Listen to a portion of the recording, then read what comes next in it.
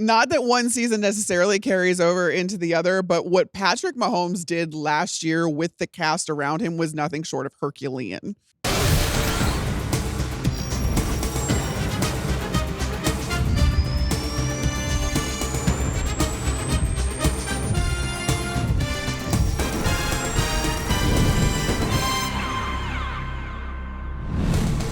Welcome into the NFL on Fox podcast. I am your host, Dave Helman. Happy Labor Day. Congratulations. You made it.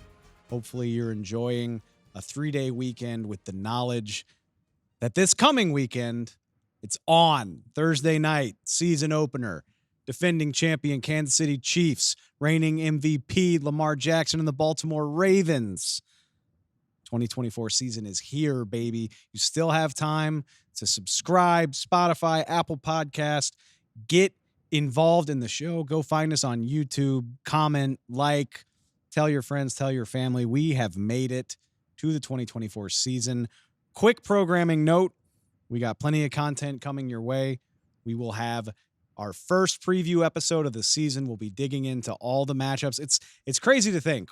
We've been prognosticating for 6 weeks plus, really, when you include the offseason. And now this week, we get to settle in and digest these week one matchups, what we actually expect to see. It's here. It's on and popping. We will have a Thursday recap of the season opener, Chiefs-Ravens.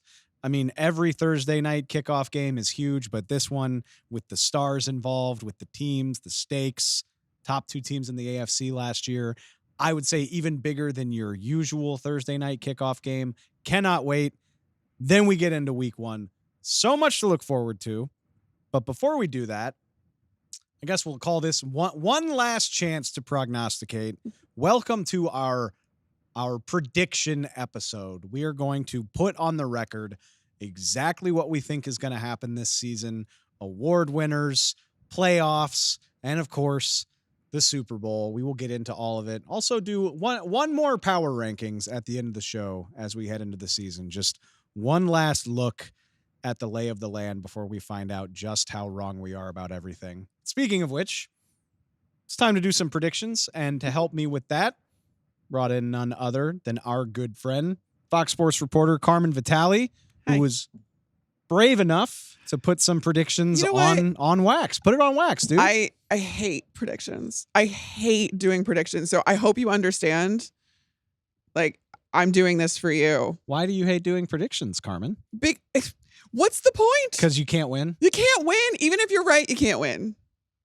Because even if you're right, you still angered some people in the process? Yeah, as evidenced by the fact that I predicted that the Bears would move on from Justin Fields pretty late last season and that they would take Caleb Williams. And what happened? You got yelled at. I got yelled at a lot. You all right, we'll call this your victory lap?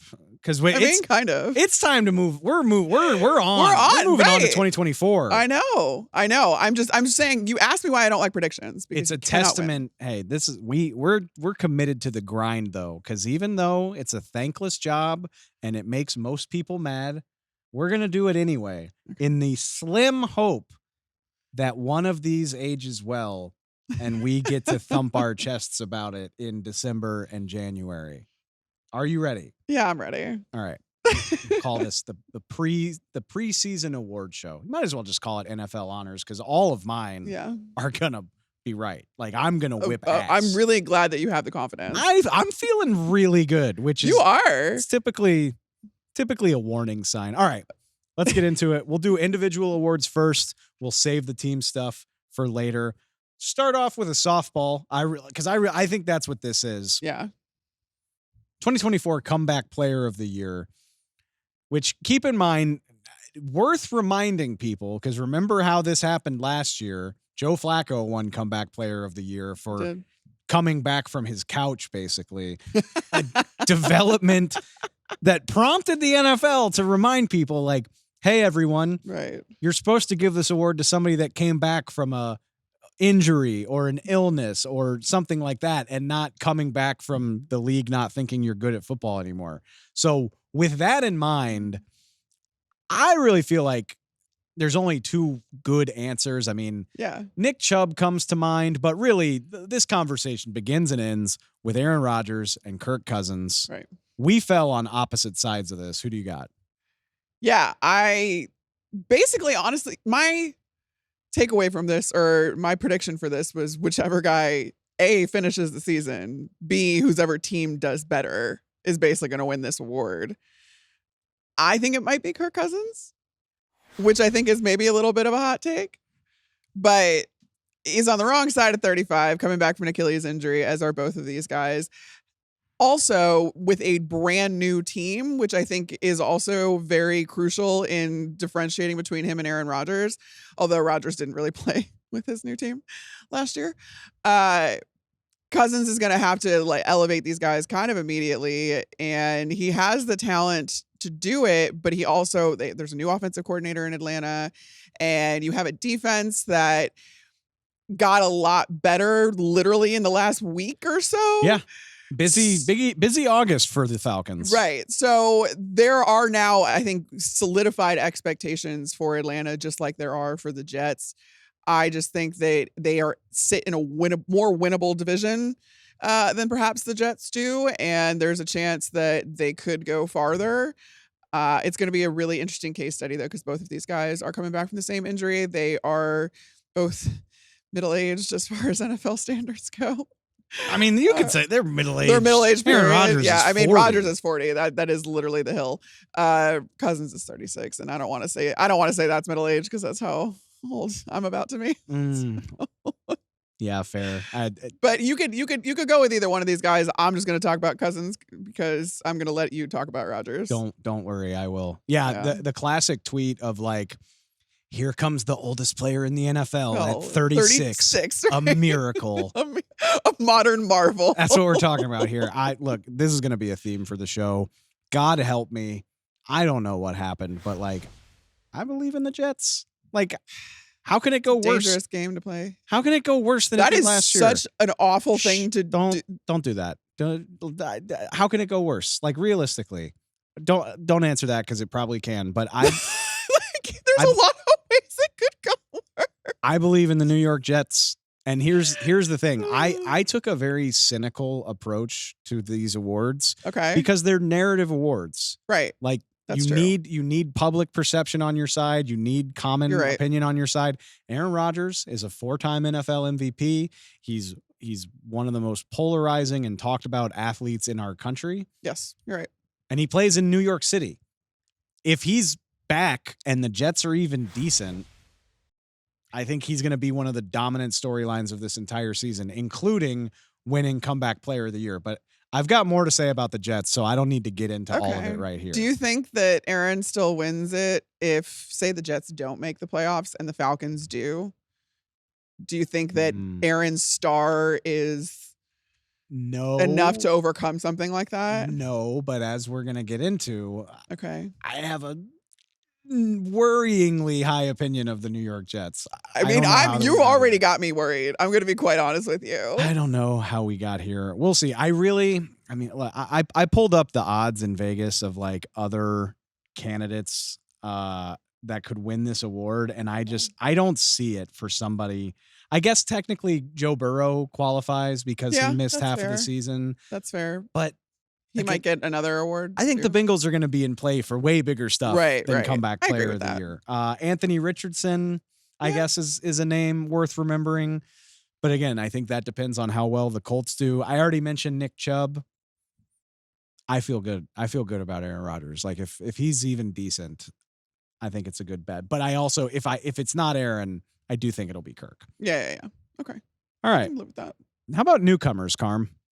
Yeah. Let's get maybe the easiest one out of the way. I think we agree on this one. NFL Offensive Rookie of the Year in a season where a mind-numbingly obvious candidate was drafted number 1 overall in the league. Rare offense in terms of skill talent, in terms of how much help he has to work with. We both think Caleb Williams will be NFL Offensive Rookie of the Year. Yeah. Fair? I do. Yes, I absolutely do. Again, I want to caution against like hopes and expectations But this being a prediction, I guess this is my expectation that Caleb Williams wins Offensive Player of the Year or Rookie of the Year. Rookie of the Year. Yeah, Rookie of the Year, not player. But he's set up so well. And I cannot stress enough how much better Caleb Williams is set up as a quarterback taken first overall. Usually you just don't see this. First of all, the Bears didn't warrant the pick. This is Carolina's pick that they had traded for earlier. Not to mention, this has been a years-long process of which we're at the tail end of Ryan Poles constructing a roster that is like the cushiest little landing spot for a rookie quarterback to come into. On top of the fact that Caleb Williams is one of the best quarterback prospects we've seen in the last few years. I don't want to assign him generational or anything like that. I've been very, very adamant about not using that word with him because I don't want us to get our expectations and our hopes sky high until we see him do it. Not to mention, this is a new system in Chicago as well. So even the guys that were there last year are going to need to make an adjustment. They're going to need to learn the system. They're going to need to learn Caleb. Caleb, in turn, is going to need to do both of those things and learn them and the system as well. So I think this might take a little bit of time, but God help me. If the Bears pull this off, if they are gunning for a playoff spot by the end of this season, the way that the entire nation is going to be watching this team, to your point about these kind of being narrative-driven awards, there is not going to be a bigger narrative than Caleb Williams being the savior to a franchise that has been starved of any sort of competent quarterback play for its entire existence. Remember, again, Bears have never had a 4,000-yard passer. They've never had a 30-touchdown passer.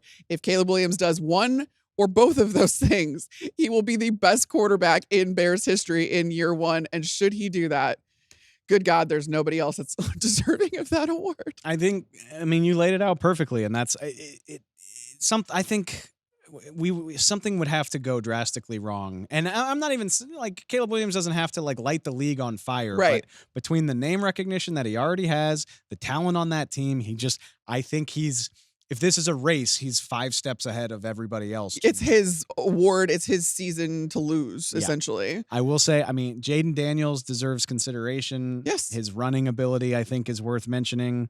Maybe even Bo Nix. And remember, I think it's worth mentioning, you don't have to be on a good team to win this award. Kyler Murray won it on a bad Cardinals team. Justin Herbert won it on a bad Chargers team. Yep. It can be done without wins, yeah. But I think the Bears are more set up to have a successful season. I and guess honestly, though, in a weird way, though, that could work against Caleb Williams because he doesn't necessarily need to be anything other than average in order for this to kind of work for the Bears, given all of the talent that's around him. That's my one hesitation with thinking that Caleb is a shoo-in for Offensive Player or Rookie of the Year, in that, like, even for the Bears to be successful, he doesn't necessarily have to go and light the league on fire right away because of all of the talent around him, the defense, all of that. But either it's way, more fun. like, he'll either be the story of the team because he's so good, or if the Bears are decent, it won't even matter that his stats aren't that good because it's like, oh my God, look, Chicago's excited about football for a change. Like, I'll go as far as to say I'd be pretty surprised if Caleb Williams doesn't win the award. Okay. Strong words. I'm looking at Jaden otherwise. Right. Or for that same reason, if Bo Nix elevates the Denver Broncos to a competent and legitimate winning season, I mean, I think that has to be under consideration too. I've also got my eye on you, Marvin Harrison Jr., just because that good of a receiver playing with Kyler Murray has some very interesting potential. But we do agree. We think Caleb Williams is going to win Offensive Rookie of the Year. We do not agree about who's going to win NFL Defensive Rookie of the Year. Now, let me set the table for this, because again, I took a cynical look at this, and you should. So you're a cynic, so it's very, very simple. Only one player drafted outside the first round has won NFL Defensive Rookie of the Year in the last decade. Okay. That was Shaq Leonard. 15 starts in 2018, 170 tackles, 2 picks. Amazing rookie season for the Colts. Yeah. You want to know who the last one before Shaq was? You want to take a guess? No. It was DeMeco Ryans. Oh. Who coaches in the league now. And what? Coached last year's defensive player? He Or sure rookie did. of the year? Yeah. He sure did. Will I keep Anderson. saying that player. Rookie. Defensive Rookie of the year. Yes, I got it. Yeah. So take your pick. And then it gets even easier because if you'll think back to April, only 9 defenders got drafted in the first round. This Right. was the I know. most offensive heavy draft, Yes. first round of the draft we've ever seen, or at least in recent memory. So take your pick of 9 guys, basically. And you and I differed in our methodology. We did. What do you got? Well, I also think that on top of being first rounders, I think edges have the edge. I see what you did there. Do you see what I did there? Yeah. In that case, I'm also thinking through where these guys landed, what systems they landed in, what's around them. And I came up with Dallas Turner. I know the Minnesota Vikings aren't expected to do much this year, but he's going to be playing opposite Jonathan Grenard, who had 12.5 sacks last year for Houston. And I think that offenses are going to prioritize Jonathan Grenard as a result because they don't have the tape on Dallas Turner, and it's going to result in some favorable matchups for him.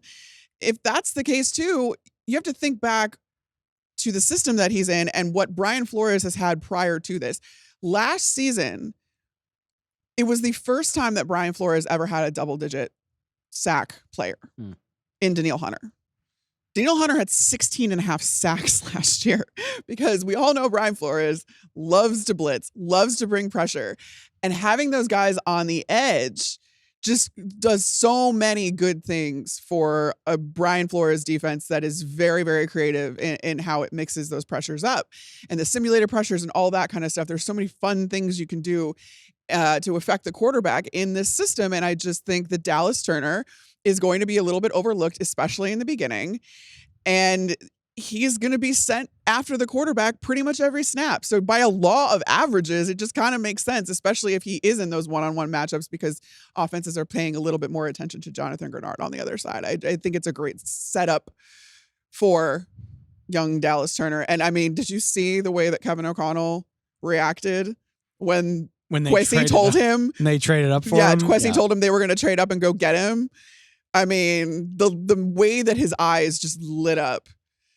They were so excited. Betting on the Bama pass rusher is not a bad strategy. Also that. I mean, there's a lot of precedent. As any indicator.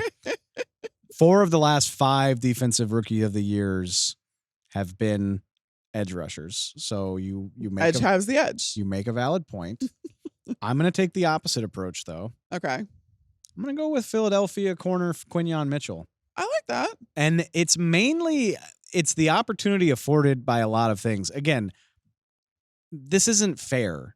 I agree with that, but visibility is so much of this. You know, Will Anderson played for a Houston team that made a run at the division, won the division, made the playoffs. I could be wrong.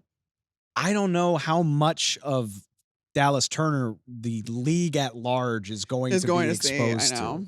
What I do know is Quinyon Mitchell looks like he's going to start in the slot for a Philadelphia team that is playing 10 of its games either in prime time or in that late afternoon window that's game basically window. A prime time game. Yeah. He's going to be on national TV all the time. Yeah. And he's going to be, I know the Eagles defense was bad last year, but there's plenty of talent on that defense. Darius Slay is still there to help him pick up slack in the secondary. Mm-hmm. They brought back CJ GJ. You got Jalen Carter up front. They brought in Bryce Huff. Yeah. There's enough there to where all he has to do is make the plays that are available to him. Mm. And if Quinyon Mitchell is starting for a playoff team in Philly, and let's say he gets, 3 interceptions while also tallying all these other stats. Yeah. I think that's good enough. Yeah. I think that's good enough. He doesn't need to be Sauce Gardner and be a first team All-Pro out of the gate. But if he's making plays for a Philly team that stacks wins, maybe gets, to 10, 12 plus wins, I think he'll be right there. We're going to see what Vic Fangio has as far as... It's a wonderful point. Yes. You got the drop and cover God coaching Quinyon Mitchell. I'm excited. Yeah, like who he's going to switch out and all that other stuff. That's real fun. Matchups abound. I like it. So you went rush, I went cover. The age-old question. We'll see. But you did go cover because you also think he's going to have the gaudy stats. That's what I feel like that's what edge rushers have on everything. They have the gaudy stats. You got to get picks. Yeah. He's going to have to make some splash plays if he's going to pull this off. All right, that does it for our rookies. I'm excited to talk about this one. Before we get to the big stuff, Offensive Player of the Year. And I am so conflicted. Yeah. Because there are so many options. And as we're going to get into, several of them have not been practicing much this summer, which makes me really nervous. Like, would I love to pick CeeDee Lamb to win Offensive Player of the Year? Of course I would. Right. How much does a lengthy holdout affect that, though? Or another name, which you can get into right now. Who you got? Well, I felt a lot better about this until last week. We found out that Jamar Chase wasn't, in fact, going to be full go all week like Zach Taylor said. Zach Taylor just goes and says, yeah, we expect Jamar Chase to be full go this week. And straight up admits later, like, maybe I got too excited. Huh? Head coach of the Bengals is like, maybe I shouldn't have told y'all that he was going to practice, because he didn't. I mean, I don't want to encourage coaches to never tell media anything, but like, there is nothing to be gained from telling us in advance if a player is going to practice or not. So yeah, as of last Wednesday, Jamar Chase does show up to practice late, but he was in street clothes. So I still think he's going to play this year. I don't think that there's, players don't miss game checks. Like, you're almost always going to be right, assuming that. Of course, every now and then you will have a Le'Veon Bell situation where a guy is just bound and determined not to play. I don't think that's Jamar Chase. No, I don't either. I gotta see it to believe it. There are 2 years left on his deal. Right. Do I think that the Cincinnati Bengals would be wise to get a deal done right now? Absolutely, because Jamar Chase is never going to be cheaper than he is right now. If you wait for some other these contracts to come down next offseason, you're going to be paying him at least $35 million, probably more. I still think, though, that, all right, if we're assuming that Jamar Chase is going to play this year, which I think that's a safe assumption, he is going to have all of the motivation in the world to stick it to Cincinnati and tell them, listen, this is what you're paying for. Force their hands and saying, I am a number one receiver. I am one of the best receivers in the league. He has his buddy Joe Burrow back. And these two have an excellent connection dating all the way back to college, as you well know, David. Sure do. I think there's going to be such a chip on his shoulder, and there is nothing more dangerous than a player that is playing for his next contract. I see him just lighting it up. And I see more than that, as we've kind of alluded to before, I see Cincinnati lighting it up this year and being the ones to actually challenge the Chiefs. And if you do challenge the Chiefs, if you prevent the three-peat, because you're the ones that come out of the AFC, then, I mean, give all the awards, even individual awards, to Bengals players, because that is going to be the biggest story, and it's going to be the most deserved story on top of that. I don't know if that's all going to happen, but Jamar Chase, regardless of it, even if they make it to the Super Bowl, I think that he's going to have a crazy season, given the fact that Joey's there, he's playing for his next contract, all that other stuff. Jamar Chase caught 100 balls for 1,200 yards and 7 touchdowns last year. And that's in a year where they lost Joe Burrow with a healthy chunk of the season left, still to play. I'm with you. I wanted to go Jamar Chase. I have high hopes for the Bengals as well this year. I'm nervous. Like, when a guy misses all of camp, it's not that I think Jamar Chase needs the practice, but you worry about hamstring injuries. Yeah, like soft tissue injuries. Yeah. I just would feel so much better if I knew that he had a full camp. It's the same reason that I can't go with CeeDee Lamb. So instead, how's this for a curveball? Okay. I legitimately have no idea what you're going to say. How about Garrett Wilson winning NFL Offensive Player of the Year? God, I told you, such a believer in this. I told you I am buying in on the Jets. Why not? Like, do you really want me to answer that question? We're here to have fun. Okay, all right, a good time, not a long time. I know that the Jets are a house of cards. The Jets are going to hope they're here for a long time. I know that the Jets are a house of cards. I know that one injury to Aaron Rodgers or Tyron Smith at left tackle could send this whole thing toppling to the ground. Yes. But if it doesn't happen, this could be really fun. I need that. Do people understand that Garrett Wilson has been him his entire NFL career? 2 years of playing with Zach Wilson, a brief period with Joe Flacco, Mike White, Trevor Siemian, and we'll throw in Tim Boyle. Garrett Wilson has posted 83 plus catches, as high as 95 last year, back-to-back 1,000-yard seasons. Yeah. With nada at the quarterback position. If Aaron Rodgers is even above average, like if he's somewhat better than the guy we remember from 2022 in Green Bay, or God forbid, if he's like prime A-Rod for some reason, Garrett Wilson is going to torch the NFL. He has been waiting for the opportunity. And think about this. Okay. We know that Aaron Rodgers knows how to force feed his best player. Yes, like Aaron Rodgers will get the ball to his guy. 2020 Devontae Adams got 28% of the Packers' targets. Like more than a quarter of the time Rodgers was looking at Devontae. He led the league in targets per route run, 33%. So every third time he ran a route, he got the freaking ball. How long had they been playing together at that point?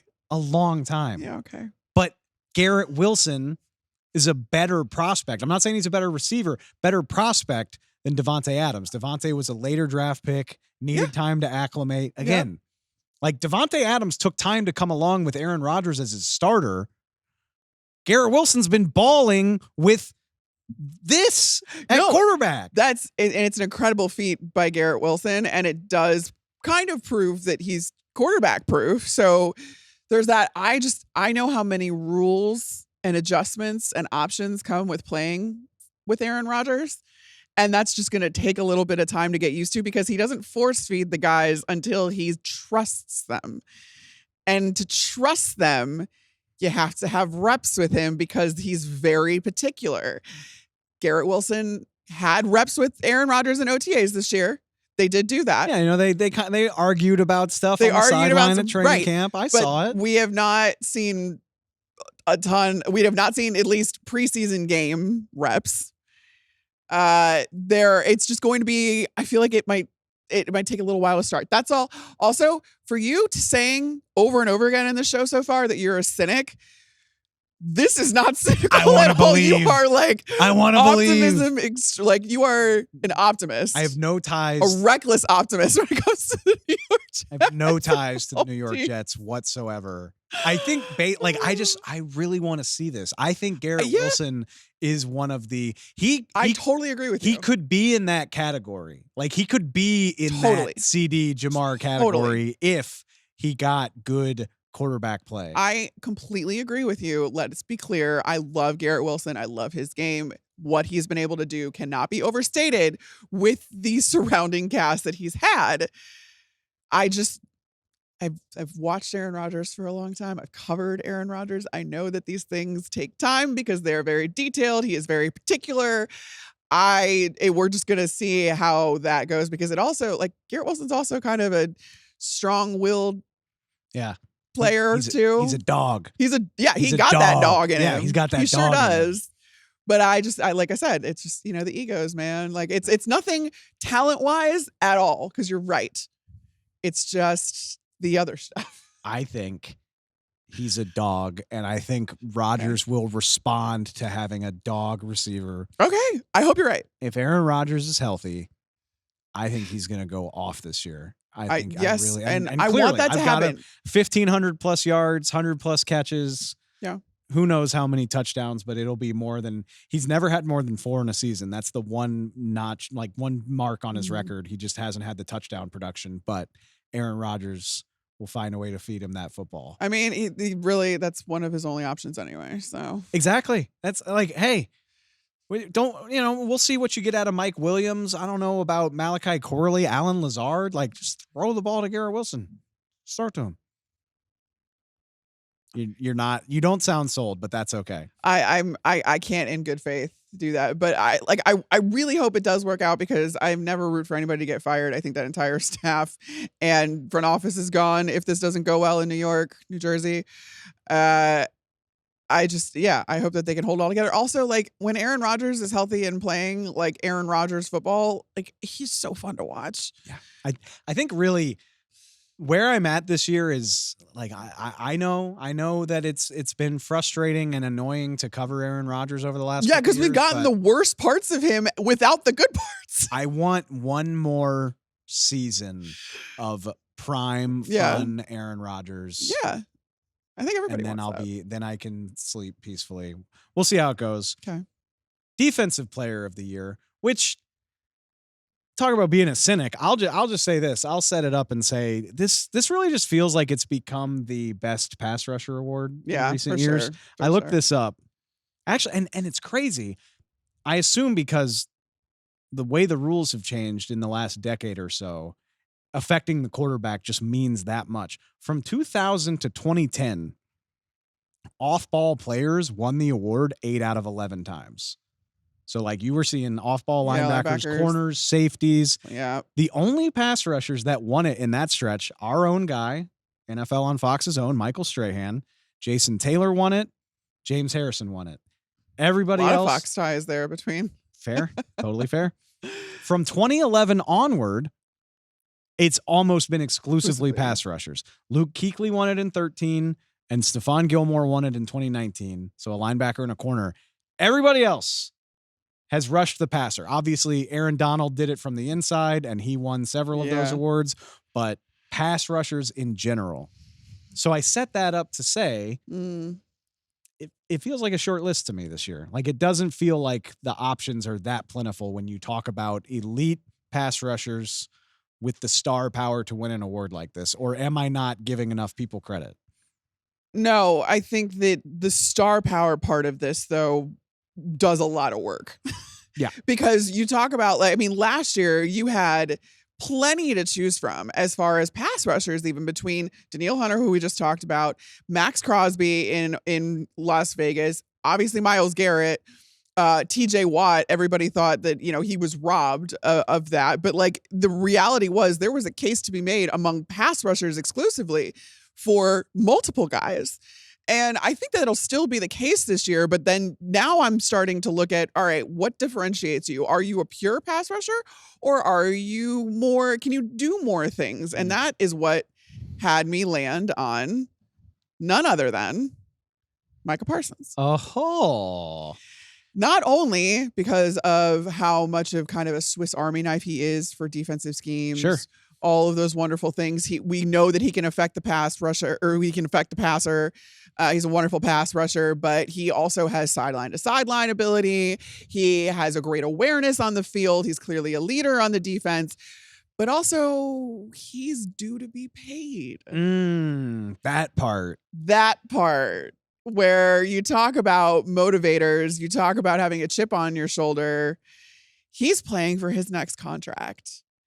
And we all know now, especially after this CD deal, after Zach Martin the year before, the fact they're dragging their feet with Dak Prescott, it is not easy to get paid in Dallas. Not if you want top of the market money. Not if you want top of the market money. And Micah Parsons, absolutely, we already know, wants to be the highest paid non-quarterback in the league. You can make your case pretty cut and dry by winning Defensive Player of the Year and being the best defender in football. So there's every reason for Micah Parsons to win this, and I think he's fully capable of doing it because I think he's going to go off this year. I said this earlier this summer. I really think I could give you a short list of 5 edge rushers, and would you take them or would you take the field? And I think all of us would take one of those guys, like whether you feel more strongly about Myles Garrett, TJ Watt, Max Crosby, Nick Bosa, Micah Parsons. If one of those guys doesn't win, I'll be shocked. Maybe I don't know. Sure. Maybe I don't know exactly who. Right. But if one of those guys doesn't win, I'll be shocked. I would throw out, just going to say this for the record, Nick Bosa had 10.5 sacks on a Super Bowl team last year, and that was after holding in during training camp. Like 10.5 sacks is a year where you were like, man, Bosa was kind of quiet. I know. Which is crazy. That is crazy. Well, then you have guys like Danielle Hunter who have 16 and a half and no one's talking about it. That's fair. And maybe, you know what? Danielle Hunter deserves mention. He was toiling in obscurity last year. Yeah. But he is on a team that people have high expectations for. That's He's true. on a team that might win its division. Danielle Hunter's probably worth mentioning. All of that said, I think you're right. I'm going to go with Micah Parsons as well. Getting to the passer matters. And yes, it's such a good point. Micah Parsons is going to get paid as the highest paid non-quarterback in the league. And the fact that he's being very patient about it makes me very interested to see what he's going to do, because he's the same draft class as Jamar Chase. Mm-hmm. He could absolutely have done the same thing as Jamar and sat out of training camp, or at least not practiced, and said, I'll play when we get this sorted out and you pay me my $36 million a year or whatever it is. He didn't do that. And he's basically like, my time will come when it comes. Well, what's the price tag going to be if he goes out and sets a career high for sacks? He's only, to this point, his career high is only 14, which that's a high number, yeah, but it's not high when you look at like elite sack production numbers. Like if Micah goes out and chalks up 16, 17, 18 this year, now you're somehow even talking about a higher price tag than you already were. But I feel like, and this isn't as quantifiable, tangible. I mean, it is, but it's not. He's not just a pure pass rusher. That's the thing that gets lost here, where he's having 14 sacks while also getting in the way of footballs and batting footballs down. He's going sideline to sideline. He's kind of directing traffic from the middle of that defense. And I think that's so impressive when you consider that he's affecting the quarterback as much as he is, on top of having some other duties on the defense and being used interchangeably with inside linebackers, safeties. Like, he's all over the field. And I think that's what's going to do it for him this year. Yeah. Maybe pure sack numbers too, but Mike Zimmer's the DC in Dallas now. Of course he's going to rush the passer. That's what he's there to do, but it's going to look a little bit different. Mm-hmm. So if he sets a career high in sacks and he's winning the nerdy stats like pass rush win rate, double team rate, and then maybe, Mike Zimmer, I'm guessing he's going to do some funky stuff with him, have him do some drops and get into coverage and stuff like that. If he can add 2 interceptions and some pass breakups to the sack numbers and the pressure numbers, I do see it happening for him this year. I'm right there with you. All right. One more individual award to get to. It's the big one. I talked about Defensive Player of the Year being for pass rushers. NFL MVP has become the best quarterback on the best team award. So we can start there. I'm going to go ahead and assume you picked a quarterback to win this award. I didn't only just pick a quarterback. I picked the quarterback. Oh. Well, I mean, please tell me, who is this Patrick Mahomes you speak of? Tell me about Patrick Mahomes. Listen, Dave, I spent a lot of last season doubting the Kansas City Chiefs. Given who didn't? Given what we saw on offense, the lack of any sort of receiving talent.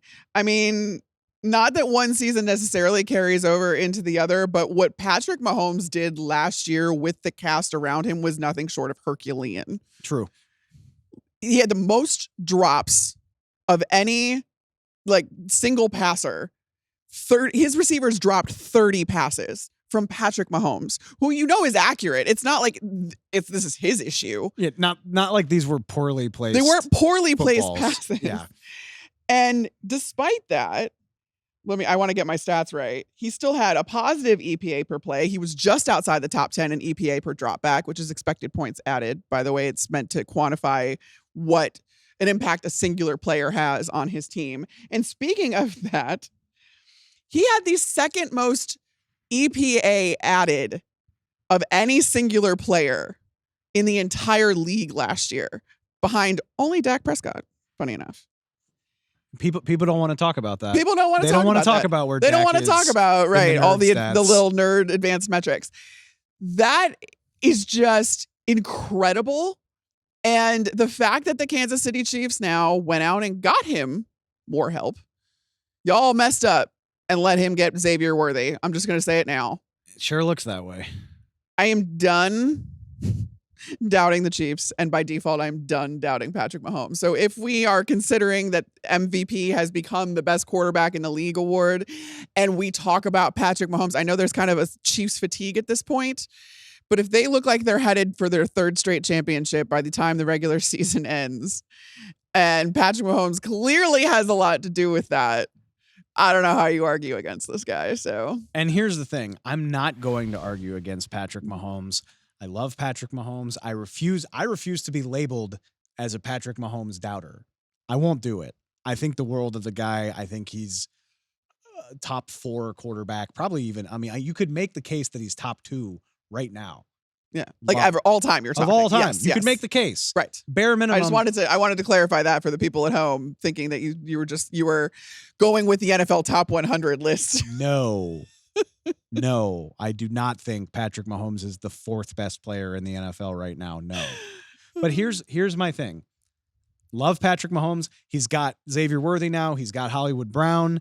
Would it shock me if he goes nuclear again and throws 50 touchdowns and wins his 3rd MVP? It would not surprise me at all. But you touched on a very important point, and that's that I think voting fatigue is a real thing. It's a real thing. Fair. Patrick Mahomes has already won 2 MVPs. The Chiefs are back-to-back Super Bowl champions.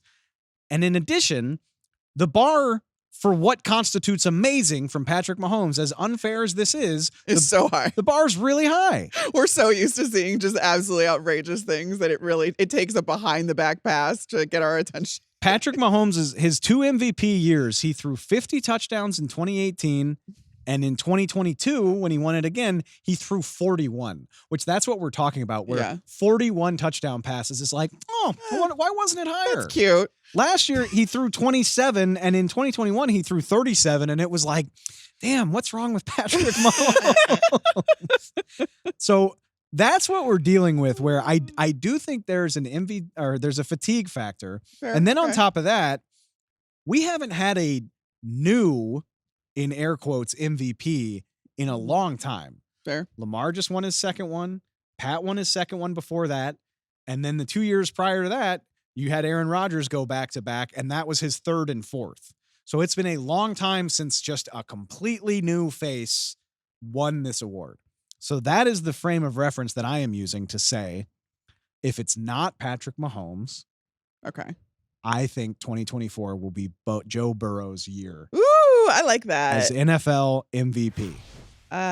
Too bad this award is voted on before the playoffs start, because again, like, if Joe Burrow and the Bengals go and knock the Chiefs out of the playoffs, like, this is absolutely Joey B's award. It's too bad in some sense, but also, like, if we voted on this after the playoffs, how many MVPs would Patrick Mahomes have? Like, he already has 2. He'd probably have 4 or 5. Yeah, you're right. Anyway, Joe, I mean, you got to have narrative juice to win this thing. Joe is coming off of a wrist injury. He missed the second half of last year. The Bengals enter with very real expectations. T. Higgins is back in the fold. My fingers are double crossed right now that Jamar Chase and the Bengals are going to figure it out. I do think Jamar needs to be a key piece of this if Joe's going to pull it off, but I'm trusting that to happen. If he's healthy, Joe's been a lock for 4,000 yards and 30 touchdowns. If he's healthy, the numbers are there. Maybe he can improve on it a little bit. We'll see. The offensive line looks improved to me. And then on top of this, I said I was taking a cynical approach to this, which hasn't really been the case up until Stop. this point. This is as cynical as it gets. Okay. Because look, at the end of the day, this award goes to the best quarterback on the team that wins the most games. Yeah. Lamar won it last year when he beat Brock Purdy. Otherwise, Brock Purdy probably wins NFL MVP. Yeah. Because the Niners were the what 1 a world. seed. Exactly. Think about this. Because Joe got hurt and the Bengals finished 9-8, they play a 4th place schedule. So now you're playing games against teams like New England, Tennessee, Carolina. They also lucked out by drawing the AFC West, which, they got to play the Chiefs, but they also get to play the rest of that division, which doesn't look very good. I think the Bengals are guaranteed to be favored in 11 of their games. I like that. I like all of this reasoning. You win like half of your toss-ups. If your baseline is 10, 11 wins and you win half of your toss-ups, we're talking about we should be looking at a 13 or 14 win Bengals team. For sure. I think that is completely reasonable. And if that comes to pass, I think Joe Burrow wins NFL MVP. I rest my case. Okay. I like it. I love it. Listen, the only reason I picked Patrick Mahomes is because I doubted him last year and I have a little bit of guilt about that. So I wanted to I'm not going to do it anymore. But yeah, I absolutely agree with you. And I think that would be a welcome storyline. Everybody, like, you talk about how the people have Chiefs fatigue. I think people would love to get behind the Bengals. They're such a fun team. They're such a feisty team. Their fans are so much fun. The jungle, all of that kind of stuff. So I'm fully supportive of this. I can't, in good faith or good conscience, bet against Patrick Mahomes. That's totally fair. And if the Chiefs kingdom is mad at me, you'll probably win another Super Bowl, as we'll get to right now. So it'll be okay. One last thing to wrap up in our predictions. This is the one I really get nervous about, because let's call the playoffs, Carm. Oh boy. We're gonna walk through each conference. I'm just gonna reiterate how much I hate predictions. Fair. Totally fair, but we are gonna do it. I know. Anyway. I know. All right. So how do we want to start this off? I guess I'm going to go through, we'll do it conference by conference. We'll just go alphabetical. Okay. Alphabetical? Well, alphabetical for AFC. Oh. I'll read through my teams and you tell me what you think. But we're doing seeding order, right? Yeah. Yeah. Okay. It's very simple for me. Having just said I don't think Patrick Mahomes is going to win MVP, I do think the Kansas City Chiefs are going to be amazing this year. Number 1 overall seed in the AFC. They get the bye week at 2. Like I said, I've got the Cincinnati Bengals. I'm higher than most on the Buffalo Bills. I've got them winning the AFC East as the 3 seed. Houston wraps it up as the 4 seed. Whoever doesn't win the AFC North, I think, is a lock to be the 5 seed, whether it's Cincinnati or Baltimore. Yeah, I agree with that. I'll put the Baltimore Ravens at the 5 seed. And then, continuing my theme for the show, Carm, I think the New York Jets are making the playoffs. I've got them as the 6th seed in the AFC playoffs.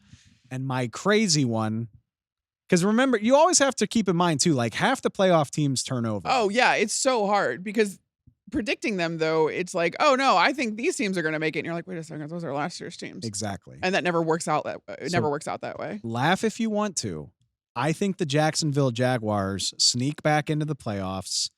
They've still got Trevor. Brian Thomas Jr. looks exciting. They hired Ryan Nielsen as defensive coordinator to fix their defense. I've got the Jags making it as the 7th seed. I just can't quit the Jaguars. I refuse. What do you think?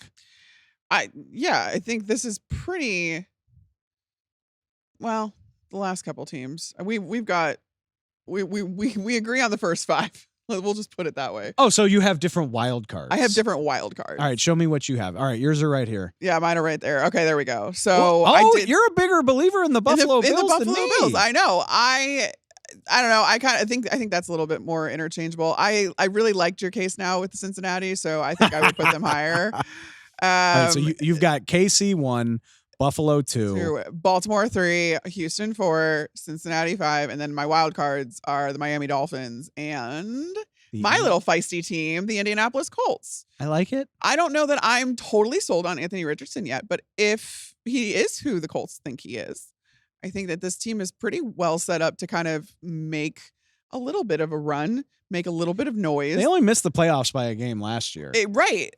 And then you think about the fact that, I mean, they're not going to get past the Texans most likely in that division. But like, other than that, I think it's a pretty, you can stack some wins there. I think most of us agree. Like, it's hard not to see Houston winning the AFC South, but the other 3 teams, you can all make a very fun case. You can make a fun case for all of them to reach the postseason. But you're going with the Colts.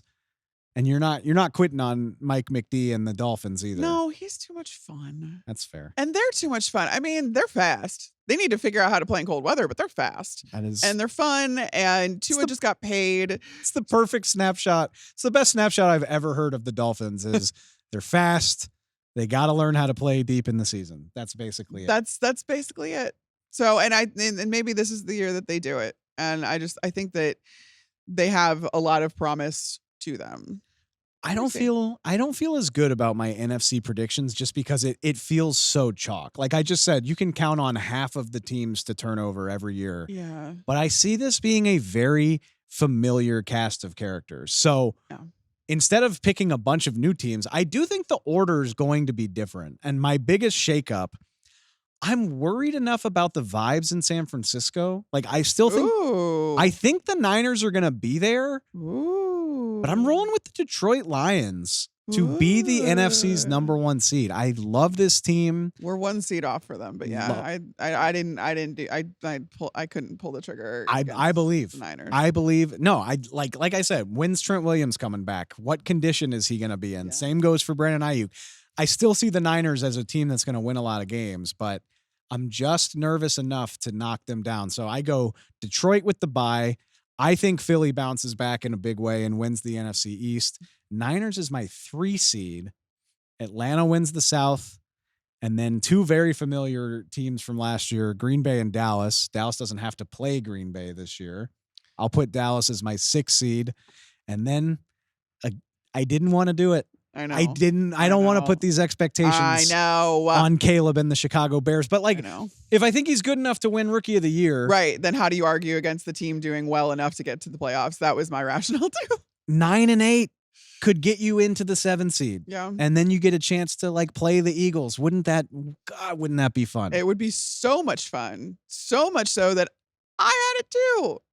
You have the Bears as your 7th? The Bears as my last wild card team. It's just fun. It's a pretty similar cast of characters. I did have Tampa Bay instead of Atlanta winning the South because I'm still a big believer in them. They were able to withstand losing Tom Brady, and then they've won the South the last 3 years. I don't see that changing, especially when they're returning basically the same team. I did have San Francisco though first. I just am not willing to bet against them, especially I know what happened last year when both Debo and Trent Williams were out. I think Trent Williams is going to get done, and I don't see him needing much of a ramp-up period. That guy is a machine. And then if, for some reason, Brandon Ayuk takes a little bit of time, if they don't get the deal done in time for the season, and there's some, messiness to start the season, at this point, Kyle Shanahan has time to anticipate that. And I think that he can come up with a plan that doesn't include Brandon Ayuk and that does. I mean, I think that he has a contingency plan, whereas last year when you lose a guy to injury like Debo, you don't have a chance to have a contingency plan. So I still have San Francisco winning the conference, but I have Detroit right behind them because much in the way that, they're still going to have to play a first place schedule, but it's going to take a lot to win the NFC North. It is. Yeah. And so I think that their win total, you're looking at 12, 13 wins in Detroit for Detroit. So I think that that's right up there.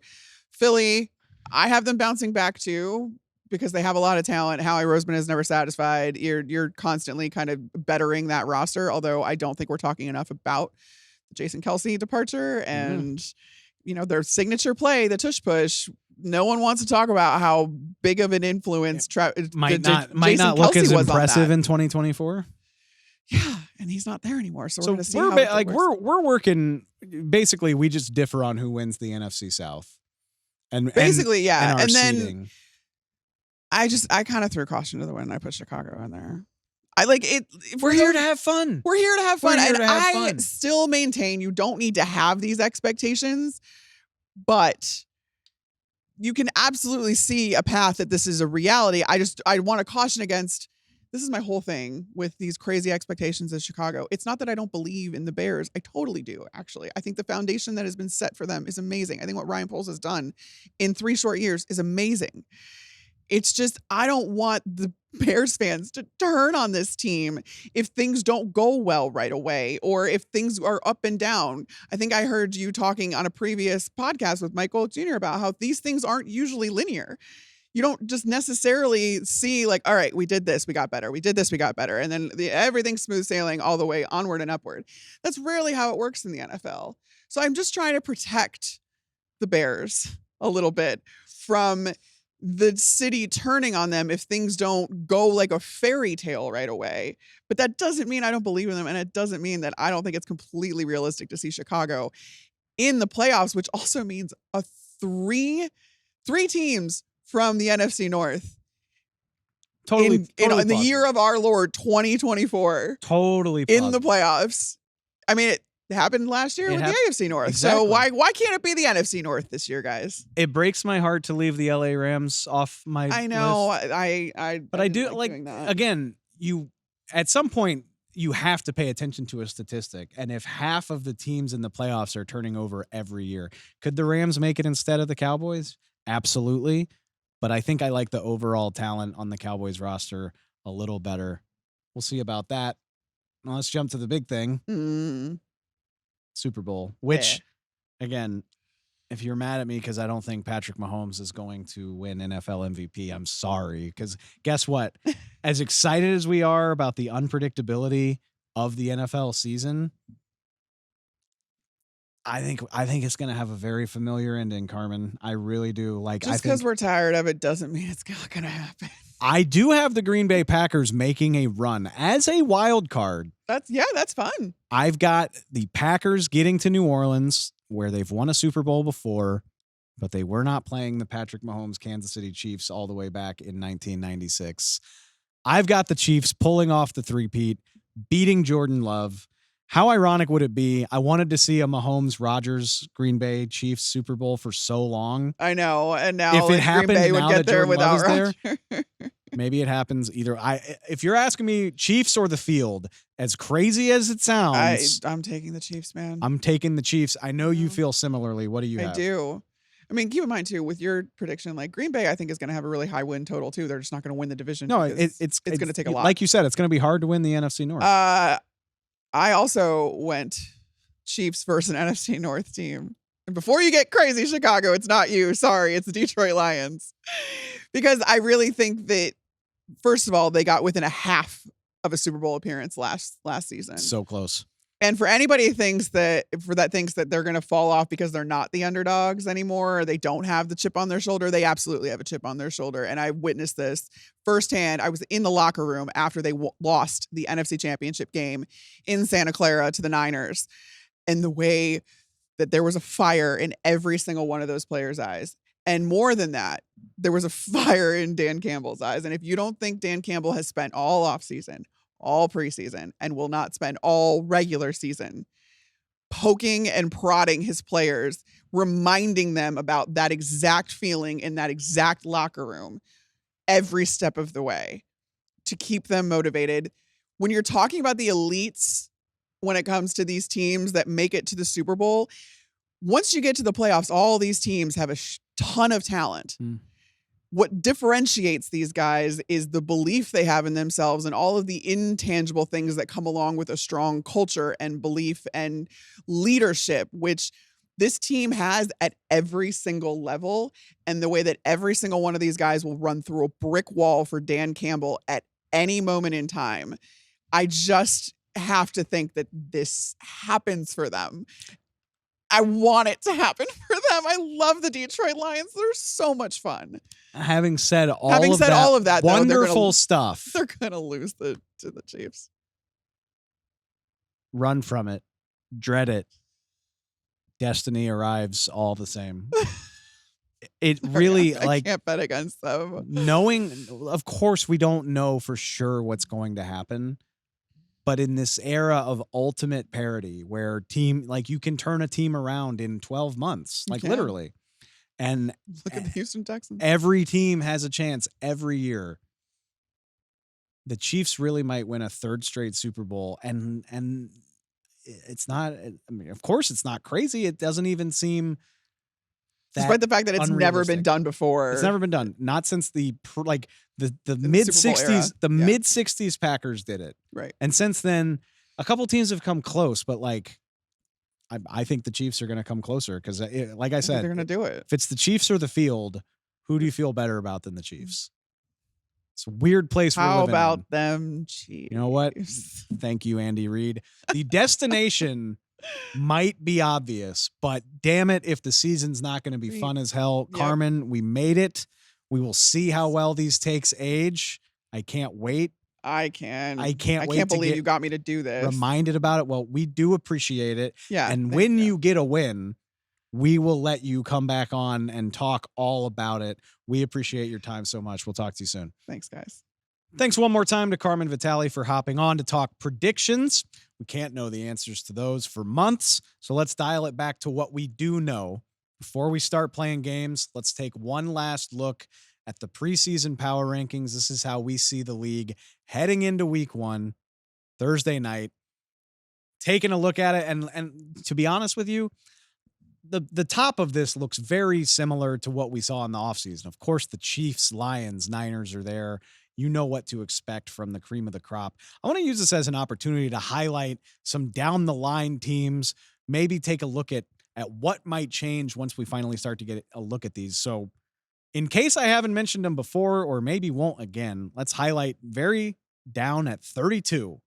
The Carolina Panthers. I don't know how you have them anywhere other than 32 heading into the year based on last year, but I'm optimistic that that might change. You know, Bryce Young looked good in his one drive of preseason work that he got in with. Dave Canales, the new head coach in Carolina, he helped Geno Smith turn his career around. He helped Baker Mayfield turn his career around. Carolina Panther fans, I want you to know, I see the vision. I think this could be an improved team. I would love to move y'all up the rankings from dead last. We will see how it goes. Hopefully, a glimmer of optimism in Carolina. Jumping up a little bit. I don't know about immediate optimism, but I'm very intrigued by the 26th place LA Chargers. I feel like I'm a little bit more down on the Chargers than a lot of people. I mean, this is a team with a superstar, big money quarterback. Maybe it's crazy that they're all the way down at 26. I just want to use this first month of the season to evaluate what else they have. Is this offensive line as good as we hope? Joe Alt, the rookie right tackle, is he ready to go? Rashawn Slater. What about the aging pass rushers on the defensive side of the ball? And of course, I think it's obvious after this preseason, Jim Harbaugh is going to be the focal point of this team. Like maybe the only NFL team in the league where the coach is the biggest personality in the locker room, and that's including the quarterback. I can't wait to see where it goes. I don't have high hopes, but when you have a coach like Harbaugh and a quarterback like Justin Herbert, maybe I'm dead wrong. Hopping up into the middle of the pack at number 19, we talked about our playoff teams. I didn't mention the Seattle Seahawks. I wouldn't be surprised if I'm very wrong. I like the pieces there a lot. I think people are forgetting that Geno Smith has had a very nice couple of years as the Seahawks quarterback.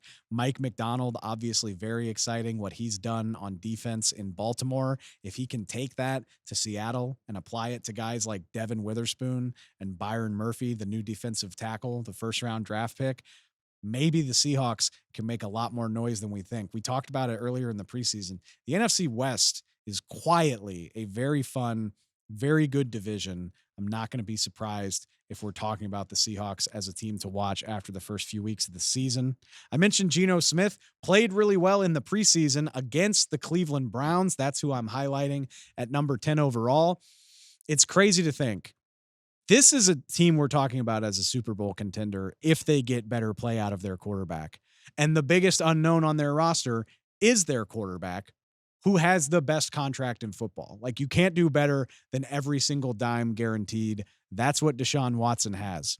They have all the talent in the world on defense. They got a nice receiver core. The offensive line works. They got a great tight end in David Njoku. We'll see what they get from Nick Chubb as he works his way back from injury. But this is a team we should be talking about as a threat to win the best division in football. But they're not going to do it unless Deshaun Watson plays so much better than he has in the last few years. If he can, then they might be the most slept on team in the league. If he can't, it feels like a potential huge waste of talent, particularly on the defensive side of the ball. A fascinating team with such a huge game against Dallas coming up in week 1. Cannot wait to see that. Finish it off with one team just outside the top 4, team we've talked plenty about. Can't wait to see if the Houston Texans are going to take all this offseason hype and run with it. I've got them at 5. I could see them being a lot better with all the talent they have, and if CJ Stroud continues to ascend. But like I've said before, it's never quite that easy in the NFL. I'm so interested to see if the Texans are truly one of the league's elite, or maybe we've just been staring at the depth chart too long. Maybe we're too wrapped up in what it looks like on paper. It's on them to show us. Cannot wait. that's what the power rankings look like heading into week 1.